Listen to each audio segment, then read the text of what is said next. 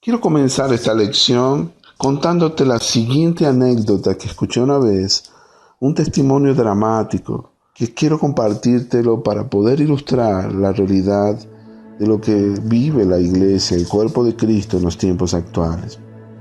Una predicadora muy conocida, una evangelista itinerante, estuvo en Big Kevin, Oklahoma, en los Estados Unidos, y cuenta que un tiempo atrás se le había acercado un señor quien le había pedido oración por su hijo, que era bastante insolente, desobediente, irrespetuoso con sus padres.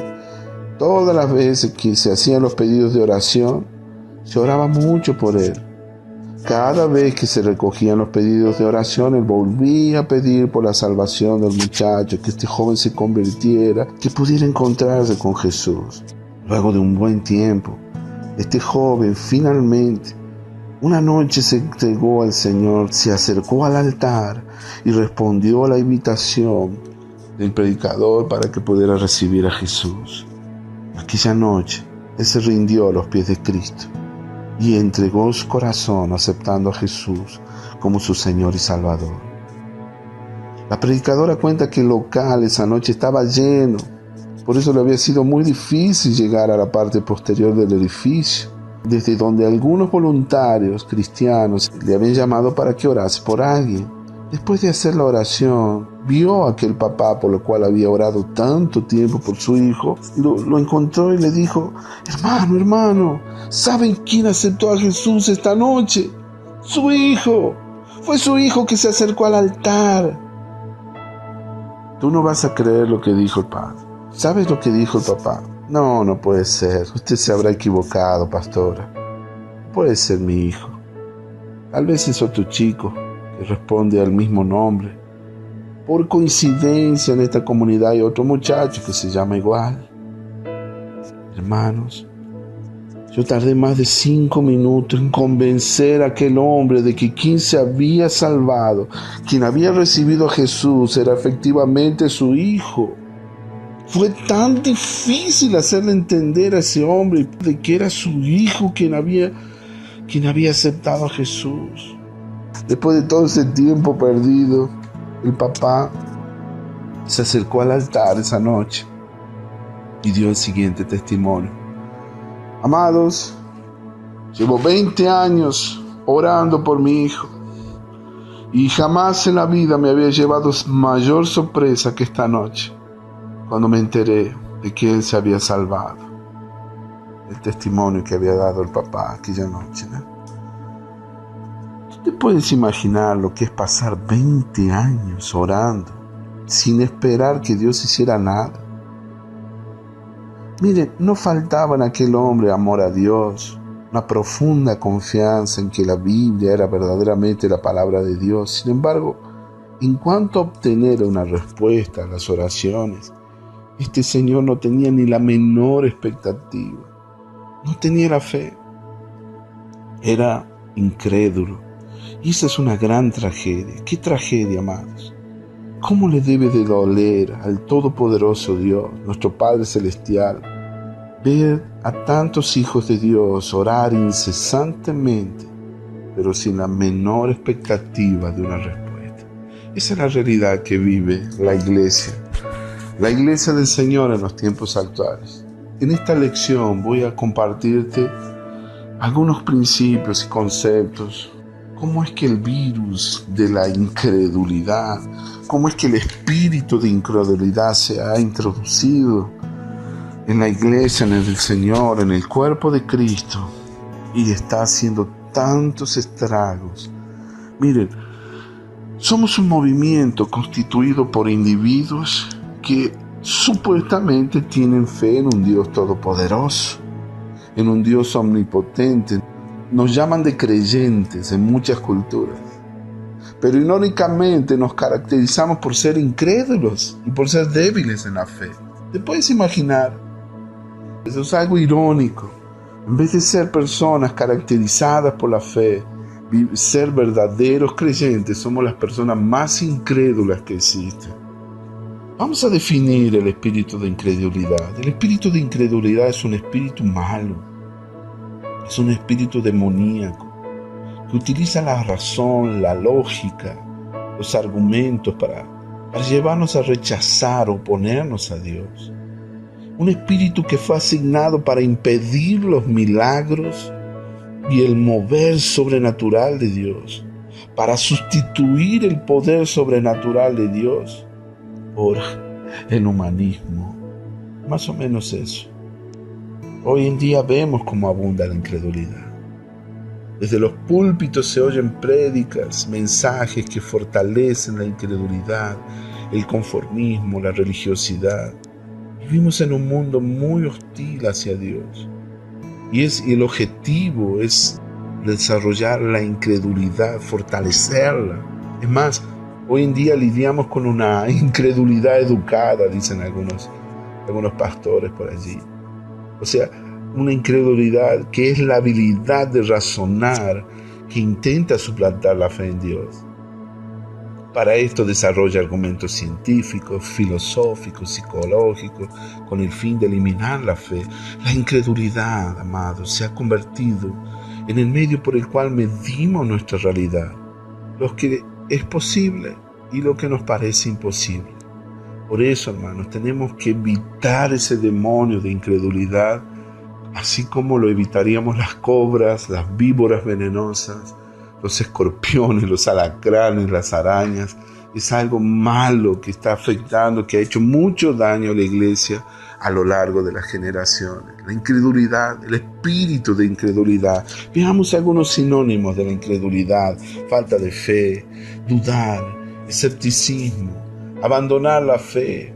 La mente natural es la mente carnal apoyada por la razón, desconfianza, sospechar, suspicacia. El ateísmo es un sinónimo de incredulidad. La apostasía que fue profetizada para el final de los tiempos, es el abandono, la renuncia de la fe. Todos esos son sinónimos de incredulidad. Por eso me gustaría hacerte una pregunta a ti. ¿Qué es para ti ser creyente? ¿Qué significa ser un creyente? ¿El ser creyente es sinónimo de ser cristiano? Porque en muchos lugares nos llaman, ahí están los creyentes, ahí vienen los creyentes. Nos llaman de creyentes, de evangélicos. Palabras, sinónimos, adjetivos que ni siquiera están en la Biblia. Y bueno, Dios no nos llamó de esa forma. Ni siquiera la palabra evangélico, evangelista, no son nuestros nombres, en verdad. Pero yo te hago esa pregunta, para ti, ¿qué es ser creyente? Sería interesante definir eso, porque ser creyente no significa creer teóricamente lo que dice la Biblia, tratar de vivir lo mejor posible. Ser cristiano significa más que seguir una doctrina religiosa, es tener valores, es defender los principios cristianos, es comunicarlos, saber practicarlos. Ser cristiano y creyente no es la misma cosa. Creo que tenemos una deuda al mundo. El cristianismo tiene más de 2000 años de existencia, pero sin embargo no llega ni a la tercera parte de la población de la humanidad. Te voy a dar un ejemplo práctico. Como la Coca-Cola, cuando se inventa este producto, tenía un sabor muy característico, y eso hizo que se propagara por el mundo entero. Hoy tú ves la Coca-Cola en todos los países de la tierra. En cada ciudad, en cada pueblo, en cada nación vas a ver un producto de Coca-Cola.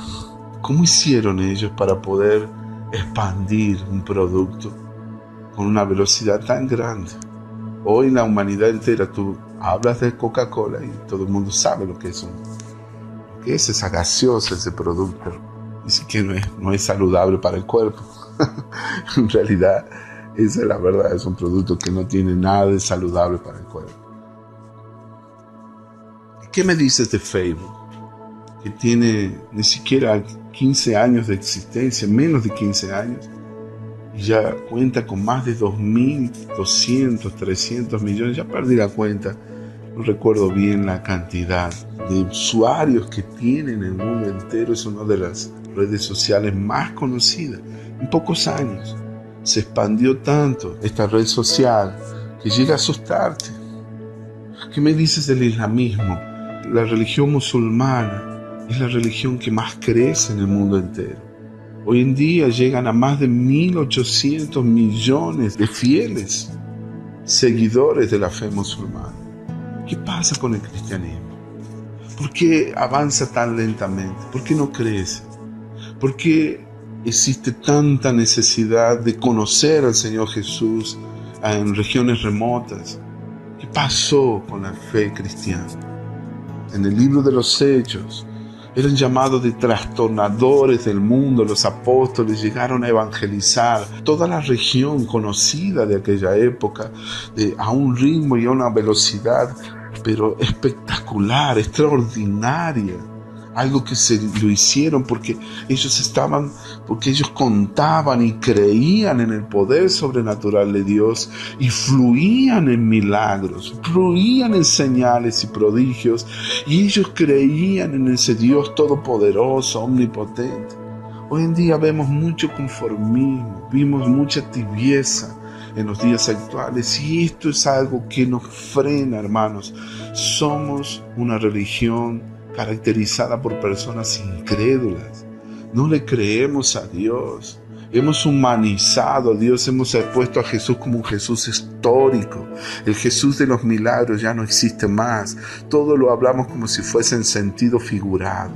Por eso, mi amado, hoy vengo a hablarte de la incredulidad. Tenemos que deshacernos de la incredulidad como si fuera un demonio ponzoñoso, ¿no? Yo sinceramente me pregunto, ¿cómo es que el nombre de Jesús, que ya cuenta con más de 2000 años para proclamarse, no ha alcanzado todavía el mundo entero? Vuelvo nuevamente a dar el ejemplo de Coca-Cola. Mientras tanto, una bebida puede alcanzar el mundo entero en solo 100 años. Qué tremendo, ¿verdad? La gran comisión que nos asignó el Señor Jesús todavía no se ha cumplido. ¿Qué pasa eso? ¿Cuál es la razón? ¿A qué se debe que avanzamos tan lentamente? ¿Será que la respuesta es que nuestra fe, el mensaje que tenemos, está impactando al mundo? ¿Será que somos incrédulos? ¿Será que ese pueblo al que le llaman de creyentes no es otra cosa que un pueblo incrédulo, lleno de miedo, de temores, y estancados en la religiosidad y en el conformismo? Claro, es un producto que no tiene buen sabor. La Coca-Cola tiene buen sabor, por eso impactó al mundo entero. Pero el mensaje que comunica la iglesia en los tiempos actuales probablemente no tiene buen sabor. Y por eso, lógicamente, no hemos llegado al mundo entero. Tenemos un problema, tenemos un desafío. Tenemos un gran desafío por delante, y esa es la deuda que tenemos con el mundo. La deuda que tenemos es mostrar el Dios verdadero, el Dios de lo imposible, el Dios del Antiguo Testamento y del Nuevo Testamento, el Dios de los hechos de los apóstoles. Un Dios todopoderoso, capaz de hacer grandes proezas por sus hijos. Hay una profecía que me entusiasma, que dice que en los últimos días, en el tiempo del fin, el pueblo que conoce a su Dios hará proezas. Y gracias a Dios por los siervos de Dios que están restaurando esta revelación para el cuerpo de Cristo. Yo doy gracias a Dios que hoy en día hay una generación que se está despertando de la tibieza, se está despertando de su sueño y está derrotando ese gigante que ha tenido dominada, ese hombre fuerte y armado que ha tenido oprimida a la iglesia durante milenios, durante tantos siglos, generaciones que han pasado, que han sido oprimidas y aplastadas por ese demonio opresor. Es el espíritu de la incredulidad. Amados, no me gusta a mí exhortar a nadie, no me gusta ser un comunicador de malas nuevas. Al contrario, quiero caracterizarme por poder comunicar buenas nuevas. Solo que hoy voy a comunicar una triste realidad, una realidad que es vergonzosa para nosotros. Y yo estaría pidiéndole a Dios, Señor, ayúdame porque yo no quiero ser ese hombre. Yo no quiero estar incluido en esa estadística de esa masa incrédula de creyentes que son una piedra de tropiezo para el mundo entero. No, Señor, yo quiero estar entre los pocos, esos pocos que se están levantando en los tiempos actuales, en los tiempos del fin, que le cree a Dios y que está saliendo con la luz poderosa de Cristo a iluminar este mundo en tinieblas, iluminando con las grandes obras que Dios nos ha mandado a hacer.